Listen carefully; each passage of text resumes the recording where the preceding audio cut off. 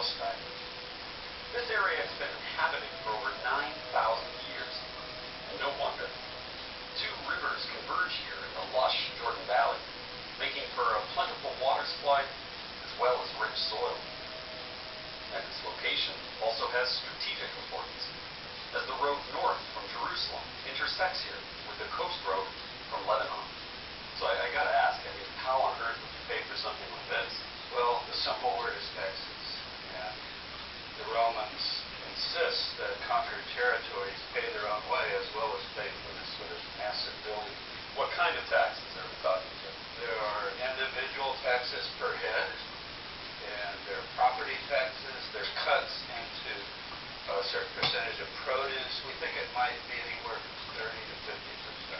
For the poor, it had to be truly oppressive. It wasn't graduated, so if it was 30% of a smaller amount, you could barely get enough to eat.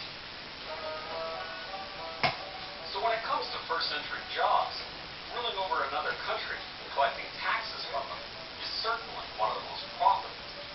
So if it's an oppressive tax regime, this is like 1776 where you have taxation without representation. Actually, I think 3 times we have record that Herod Antipas, who ruled Galilee, he reduced the taxes. And the only reason he could do that is the people were finally saying enough is enough. Right. And the final revolt was even over taxes. So what happens if you can't pay? Is there any sort of tax break? I think it's almost like tightening screws. The client ruler, Herod, is watching to see how much pressure he can put on. In addition to all this splendor, which may not have interested the local workers who were paying for it, the Romans also used tax money to build roads and aqueducts, which did interest the locals.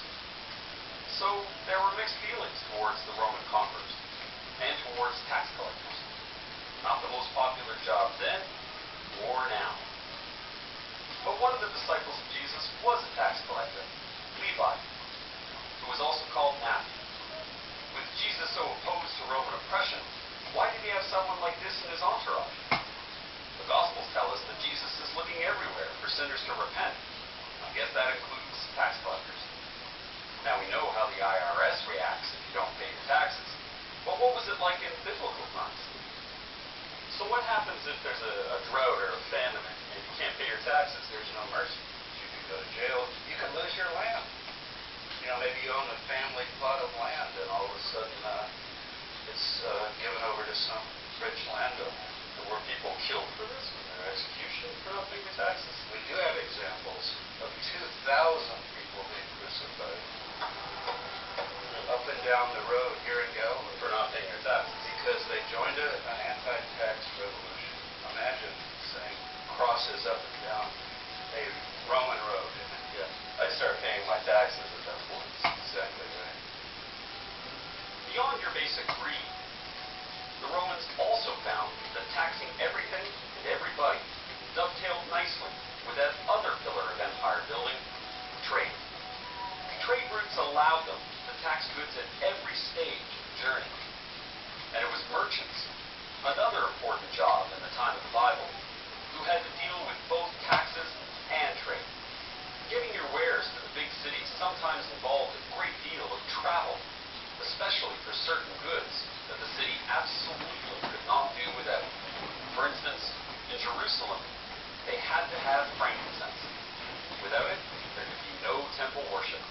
Why not? What is frankincense anyway? Where does it come from?